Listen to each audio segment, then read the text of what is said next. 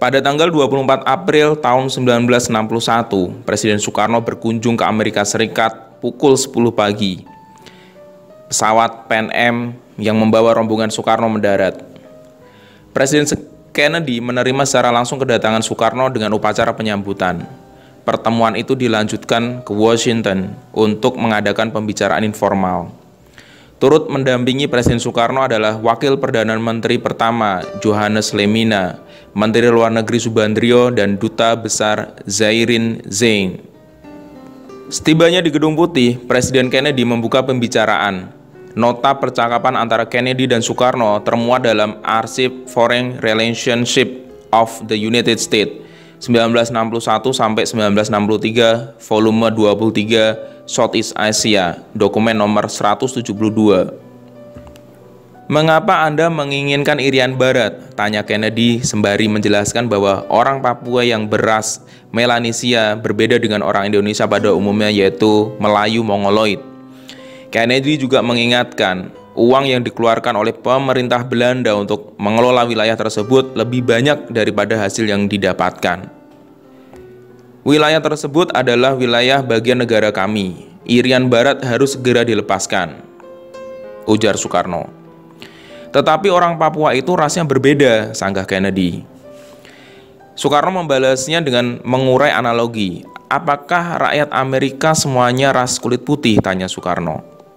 Sebuah bangsa bukan sekedar masalah ras atau warna kulit, sebagaimana orang-orang kulit hitam dan kulit berwarna lainnya di Amerika. Soekarno menjelaskan maksudnya bahwa Indonesia terdiri dari bermacam-macam ras. Johannes Lemina pun ikut menimpali Kennedy bahwa akar budaya dan sejarah Irian Barat banyak dipengaruhi dari Maluku. Mengapa Anda sangat menginginkan wilayah ini? Kennedy kembali bertanya. Karena wilayah ini merupakan bagian dari bangsa kami, tegas Soekarno. Hawaii adalah bagian dari negara Amerika, tapi orang Hawaii berbeda ras dengan orang Amerika kebanyakan. Bagaimana dengan orang Papua? Ya, mereka pun rasnya berbeda, dan begitu juga orang Dayak. Tetapi orang Dayak juga menjadi bagian dari negara Indonesia, kata Soekarno.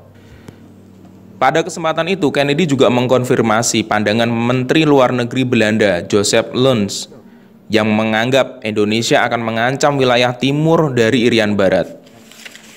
Soekarno menampik tudingan itu. Mengenai wilayah timur dari Pulau Irian atau Papua Nugini, Soekarno menegaskan wilayah itu bukan bagian dari teritorial Indonesia, sehingga tak ada alasan bagi Indonesia untuk mencaploknya.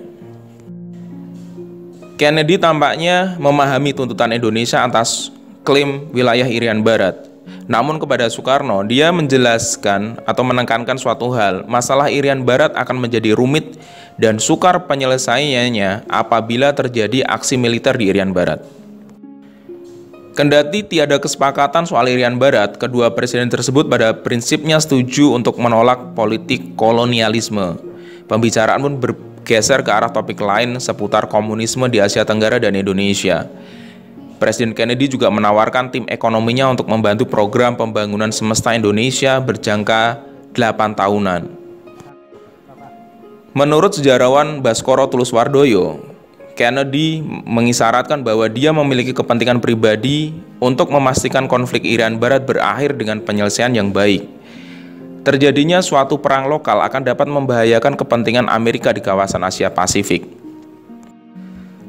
Pertemuan antara Presiden Soekarno dan Presiden Kennedy ditutup dengan sesi foto bersama. Juru foto Kepresidenan Robert Knudsen mengabadikan momen ketika keduanya bercengkerama di halaman belakang Gedung Putih. Sebuah potret penuh persahabatan tergambar ketika Soekarno, Kennedy, dan Caroline, putri sulung Kennedy yang baru berumur 4 tahun difoto bersama. Dan sampai sekarang gambar Kennedy beserta keluarganya masih ada di rumahku, tutur Presiden Soekarno kepada Cindy Agedam dalam autobiografinya yang berjudul Bung Karno Penyambung Lidah Rakyat. Oke, itu saja info yang bisa saya bagikan. Mohon maaf jika ada salah-salah kata, salah-salah sebut. Semoga bermanfaat. Thank you for watching. Assalamualaikum warahmatullahi wabarakatuh.